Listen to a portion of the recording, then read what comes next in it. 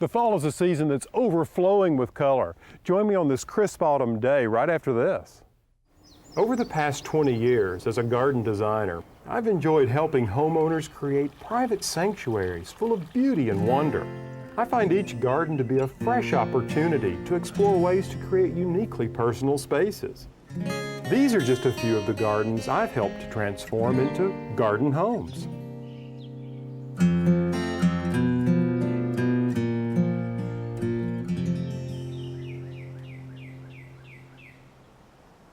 Hi, I'm Alan Smith. Welcome to The Garden Home, a show about outdoor design and outdoor living. You see, we're all about blurring the lines between inside and out to expand your living space.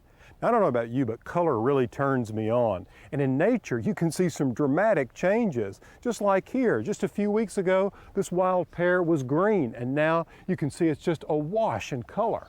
You know, color is so inspiring to me. And in my rondelle garden, I experiment every year with different colors. And this year, I'm basing some of my plant selections on some objects that have inspired me. For instance, when I found this galvanized potting bench, along with some galvanized floral buckets, I couldn't help but recognize the silvery gray color.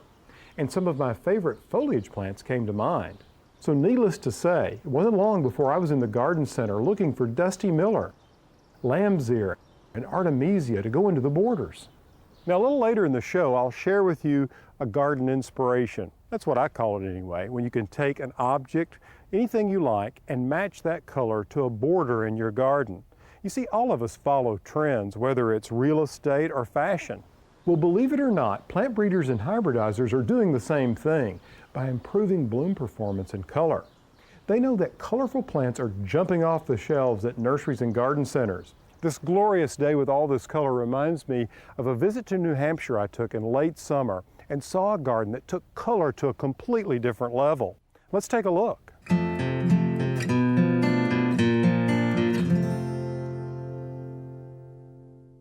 During my visit to New England, I ran across some different varieties of coral bells or heucheras, which can be great plants for shady areas. To find out more, I visited with plant enthusiast and gardener Lynn Travis Pence. You know, Lynn, I find that gardeners really struggle with shade. Everybody wants to know what will be beautiful in the shade. And over the years, just the past really 5 years, I've been knocked out by the number of new varieties of coral bells. Heucheras, they're also known as heucheras. Yeah. And they're great for the shade. They're beautiful leaves. They're incredible in combinations and in the ground. You know, what's so interesting is the range of colors. I'm just astonished. They just continue to expand. You have these gorgeous chartreuse ones, some that are really sort of salmon, almost autumnal in their coloration. And then you move into the really dark, almost blacks. And then there are these gorgeous metallic gray colored ones. Well, you know, I think that the plant is really embraced by gardeners who love foliage, but you can't forget about the bloom. No, and they do equally as well in the ground and in containers. And they're tough. That's what I've found. I mean, they come back year after year. They're a wonderful perennial. Exactly. And you know, I think I've got to go back to the foliage for just a minute because I can't get over it. We've been talking about the top side of the leaf, but if you flip them over and look at the underside of the leaf, well, you're in for another treat. That's right. Many times the reverses are like a purple or they're ruffled edges, and many times the color on lots of the varieties gets much more intense in the cooler weather. Well, you would think a plant that is so elegant looking would be difficult to grow. Oh, it's perfect for a first-time gardener. Yeah. They're great. I think so too. Yeah, they're incredibly durable. Yes, they are. Now, the soil, that's always a question. And I find that my soil is very heavy. I have heavy clay. And so what I try to do in the bed is work in at least 50% humus in some form. I use compost. And that seems to work really well because they like well-drained soil, but a lot of humus. That's exactly right. And I have sandy soil, and I do the same thing. I add about 50% humus also. So what you're after is maintaining a consistent level of moisture. That's right. And I'm trying to make sure they don't sit in water. That's right. Yeah. But I think the idea of consistent water is really what you're looking at for exactly. heucheras. Yeah. Exactly. Marshall Dirks is one of those guys who's crazy about plants and is always in the know on what's the latest, newest, and hottest for our gardens. I caught up with him on what trends we can expect to see in the coming years. Marshall, the display here is just fantastic. There's so many plants to choose from, but I find that for the home gardener, they struggle with so many different choices. So what would be your top 5, cut to the chase, what would be the most outstanding 5 performers for bloom if you were choosing them for your garden? Well, it's a great time of the year to evaluate that now, Alan. It's the end of the season, and let's really see what's still blooming its head off. And to start with, we've got this Intensia phlox. It won't have powdery mildew. It just continues to throw flowers all summer long, and we have multiple colors of it. Look at it, it's just gorgeous. Now this is a phlox that actually is derived from a native plant that's native to Texas and the Southwest, Drummond phlox. That's right, and that's what really gives it its heat and its performance in the garden. And then other species have been mixed to give it the colors that we need. Okay, outstanding. If phlox is number 1, what would be number 2? Number 2, you can't go wrong with supertunias. You have a plethora of colors, and here we have cotton candy, we have fuchsia, and they just continue to flower their heads off all summer, and even they'll take some light frosts. Okay, what would be number 3? Angelonia. The Angel Face series is just fantastic. Starts a little slow in the springtime, but as the summer heats up, it really puts on a show. Now some people call that a summer snapdragon because it really does perform in the summer. Yeah, and the flower is somewhat like an orchid or a snapdragon. It's open face, and so we call it the angel face, and they're just really nice. And an added benefit is the foliage smells like Concord grapes. Oh, they do. It smells like grape Kool-Aid. Okay, now give me number 4. Well, you being from the South, lantana, it just performs all through the summer months, even in the hottest temperatures possible. And there's so many new colors out there that the gardener just has lots of choices. Number 5 is Argyranthemum butterfly. It's the only Argyranthemum that performs all summer long. Most Argyranthemums will cycle in and out of flower, but butterfly will perform all summer. Holds its color. Now the common name for Argyranthemum is the Marguerite daisy. And as we said before, gardeners don't have a lot of time to fuss in the garden, and they want to show continuously, and these 5 are winners. That's great, Marshall. Thanks for the tips. Those are great.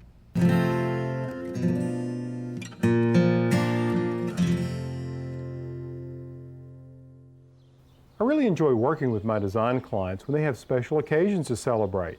So when Mark and Kim Brockington threw an end-of-the-season party, we went all out to make their pool house a real focal point as an outdoor dining area. If you think these homeowners slaved over a hot stove all day, you better think again. All of these items were purchased at a local gourmet deli, and boy, doesn't it look appetizing. Now when it comes to food and outdoor entertaining, sometimes we're on a real time crunch, yet we still want something mouth-watering. Well, to get some ideas on how to accomplish this, we visited with Regina Charbonneau. Now, Regina has welcomed me into her kitchen time and time again, and each visit is a culinary delight. When I approached Regina about creating a perfect outdoor menu, I knew we'd be in for a treat. We all look forward to this time of the year when we can get out and picnic. The problem is we all stay so busy that the idea becomes a bit overwhelming. Even as a chef, the last thing I want to do on a day like this is stay in the kitchen. So I've come up with ideas through the years of cooking for my family and enjoying time with them, of going and buying some prepackaged items and jazzing them up a bit and coming up with simple ideas. I've come up with buying a roast chicken and prepackaged coleslaw. By doing those 2 simple things, you can create 3 different menus: a classic American, Asian, or Mediterranean. The Southern picnic is so simple. It's chicken and biscuits, and I love to find a prepackaged mango chutney that I put on the biscuits. And then I have a wonderful, easy recipe that you do in the blender for a creamy green goddess coleslaw. And now to the Asian-inspired menu. My family loves Thai food, so I've come up with this idea of doing a Thai chicken wrap and a peanut coleslaw. The chicken wrap has the smoked chicken and lettuce and cucumber, and I put a little chili paste into a mayonnaise with lettuce and wrap it. And the coleslaw has a peanut sauce and roasted peanuts with a little rice wine vinegar. Now moving on to the last menu, the Mediterranean menu. This is such a great menu. I would serve this to dinner guests at night. You could do this on the patio or a picnic. I chose to use an Italian round bread. I did a roasted red pepper mayonnaise. the same ingredients of this roast chicken, and I added some artichoke hearts and roast peppers. And then I did a chopped salad using the cabbage and olives and capers and giardiniera, and open a little bottle of red wine and you're set for a nice dinner picnic.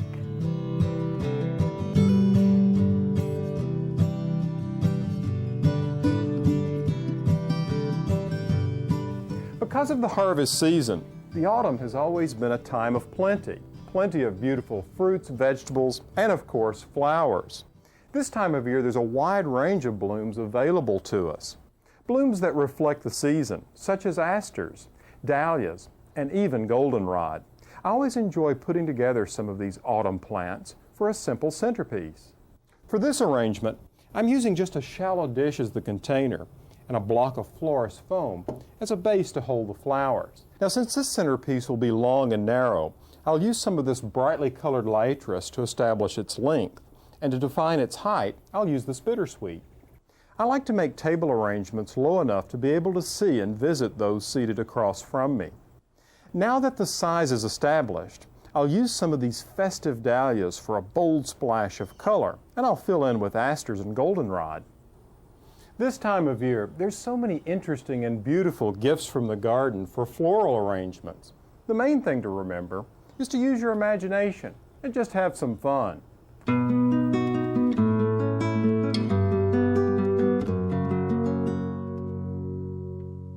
Now, earlier in the show, I talked about garden inspirations and gave you a few examples using those galvanized metal buckets and that galvanized potting tray. Now let's take a look at some more ideas. For years, I've been growing a variegated iris called Iris pallida. In looking at this plant, it dawned on me, wouldn't the color combination of these long, slender leaves make a striking birdhouse? With a little paint, I was able to transform an ordinary cedar birdhouse into this eye-catching garden ornament. Now let's not forget about using fabric outdoors. I had some panels made for my garden.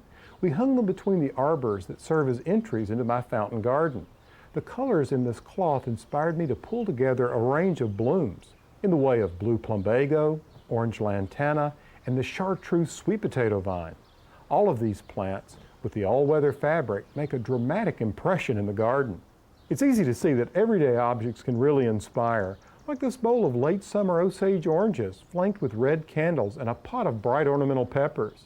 These same colors can be found in my hot border, where I'm growing Rudbeckia or Black-Eyed Susan, that old-fashioned favorite, as well as hibiscus disco bell, purple fountain grass, orange zinnias, red pinta, and a dramatic sun-tolerant coleus.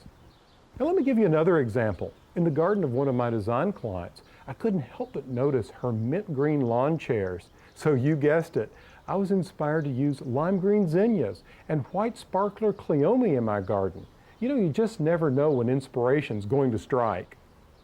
Each of us is inspired by different things. While on this walk, I've been inspired by the color of trees, color of bark, rocks, etc. You've been inspired by things, objects. I certainly have. It might be an antique chair, a picture, or even a teacup or a piece of porcelain. Now, the next time you go off to the garden center, think about some of the objects that are your favorites and some of those colors, and use that as a springboard as you look at some of the plants in terms of their bloom and their foliage. Now, let's take a look at a garden that could use a real color transformation.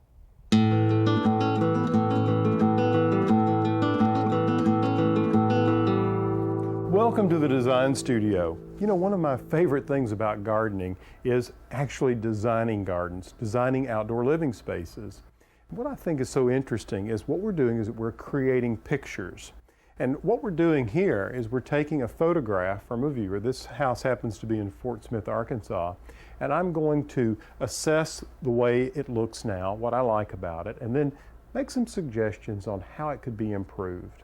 Now, what I like about this particular house is its simplicity. It's a little colonial revival cottage, and there's some elements here that are really working. For instance, this hedge over here on this side that gives a bit of privacy. It's one of the most important principles of design, enclosure. And you can see the same thing occurring over here on the porch. This bit of lattice helps to screen off the views from the side of the house. Now, architecturally, I think that what we have here is a really strong center You can see the dormer at the top coming down, so it's very apparent that the front is right here, the center of the house. And I like up in this gable, this bit of stained glass. It adds a bit of charm. So what I want to do now is give you some ideas on what I would do with this house to give it even more curb appeal. So let's take away those red lines and get started with some new ideas. Now, one of the things I do from the beginning is embrace this idea of enclosure even more. I think they're off to a great start over here, but I would carry a hedge across the front of the house, right next to the sidewalk, about 3.5 to 4 feet tall, and maybe that scallops up just a bit here, the hedge. The hedge could be boxwood, it could be a holly, it could be a yew, although in Fort Smith, Arkansas, I don't think yew would be a good choice. Probably boxwood would be the best. Now with the hedge in place, what I would do is put in a post here, and add a charming gate. This adds so much to the front of a house. And maybe that gate comes across on each side and scallops down just a bit like this. And it would be a picket fence, a white picket fence that would pick up the color of the house. Now with the fence, you might put a ball finial on top of each of the posts, and this would be some kind of a picket that would work like so. All right? Now let's take a look at this lamp post. I might make that lamp itself a bit larger. The scale of it seems small to me, so I'd make this larger. And wouldn't it be great if that was a gas lantern like you see in places like Charleston or Savannah? It's such a nice touch to a beautiful little historic house like this. Now it's a little hard to tell from this photograph, but let's assume that there are no trees on the front. This is southwest facing, so if we think about that, you're going to have really hot temperatures in the afternoon here, particularly in the summer. So I would think about maybe bringing in a tree that would provide some shade, maybe on each side to sort of frame the house. It would be planted between the curb of the street and the sidewalk would come up like this. And then over here in this corner, again, this idea of enclosure and framing the view, I might add an ornamental tree here on the corner. Maybe something like a Chinese snowball viburnum. Gosh, they're fantastic in the spring. They almost look like a hydrangea tree with those large, big, round, ball-shaped flowers. Okay, now let's think about some other plants here. You know, you're going to have this hedge across the front. I'm thinking a ground cover across the front here would be nice, particularly something that can take this southwestern exposure. Maybe it's winter creeper, perhaps it's creeping phlox, Phlox subulata, which blooms beautifully in the spring. Now what I'd want is a contrast between the hedge itself and whatever I used along this edge. Now another thing to consider, looks like we've got azaleas growing along here. What I might do is take this azalea and move it over here to sort of anchor this corner, and this azalea, and move it over here to sort of fill in this corner, and then bring a boxwood up here on each side to punctuate and frame the porch once you come inside the gates. All right, now with all of that in place, I want to take away these modifications and talk about the steps and the porch itself. So we'll just erase this. Okay, now look at the steps. This red accent color here is distracting to me, and it looks like it runs all the way across the foundation of the house. And I think that it would be better if it were the color of the porch. So if this went away, maybe the porch was painted gray and then this was painted gray so it blends with the steps. The other thing I would do is I would add containers all in the same color and cluster them. And they've already started doing this, and I would group a few on each side. Now they don't have to be symmetrical. You want just enough on each side that it feels balanced. And I would use single plantings. In other words, in each plant I would fill it out with one color. Now let's think about the colors that we might use here. We already have a red accent, so springboarding off of the red color on the door, maybe we go to pinks. All ranges of pinks here in these containers would be fantastic. And gray. gray-leafed plants such as Artemisia, Helichrysum, Dusty Miller. All of these plants would blend beautifully with any pink color scheme that you have. So those are just a few suggestions to accent this charming house, which I have to say looks very inviting. Just look how deep that porch is. It's the kind of place you'd love to sit back and enjoy a summer afternoon.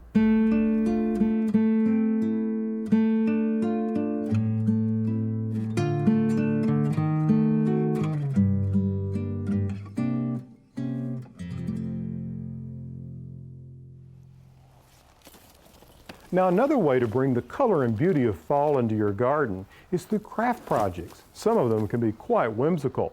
During a visit to Carmel, California, my friend Mark Marino, the farm manager of Earthbound Farms, showed me how to make this harvest horse. Now, these braces will keep it from being wobbly. Right, these are really important to have on there, so once you add your corn over the top, it actually hides the braces, but they make it so the structure is stout and you can actually get up and ride the horse.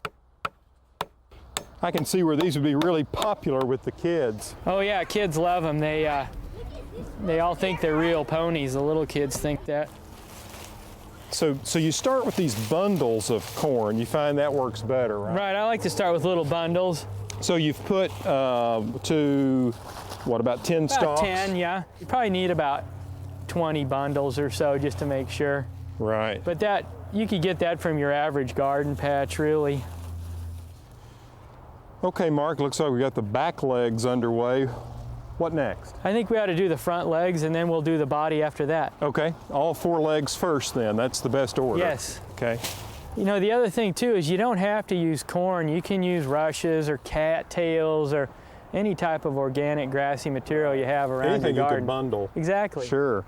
Now, have you ever painted these? Yes, I have painted them. You could use any kind of paint, and you can make a pinto or a Appaloosa or dapple. What we could do some on the neck and a little bit on the head.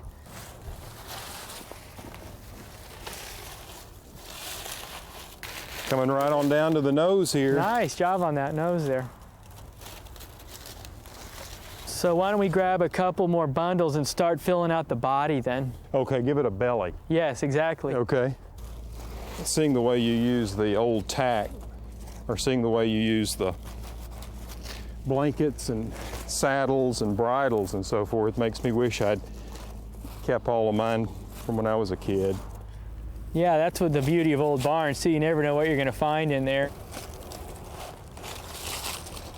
Then we have this loose part here we can just bring up and be we can add some string and have it be part of the neck to start fleshing it out. Sure. Come up to the side there. Now, Mark, once we get all of the corn on here, it seems like the fun part is going to be decorating the horses. Right, the decorating is what keeps you coming back because there's so many wonderful things from the garden that you can use to embellish these with that every year for me it's different. I've never made one the same, and it's always kind of a fun puzzle to figure out every year what you can use to make for the eyes or the mouth or the tail or the mane. All right. Yeah, I think he looks great. Ready to roll. Yep. Now I'm going to ride off into the sunset. Well, that's all the time we have for today's show. I hope you've enjoyed our time together as much as I have. You know, the fall is full of beauty and bounty. I hope you found some ideas that'll inspire you to go out and create something fun and interesting, like that harvest horse, or be inspired by ordinary objects that you can use to transform your place into a garden home. Until next time, from the Garden Home, I'm Alan Smith.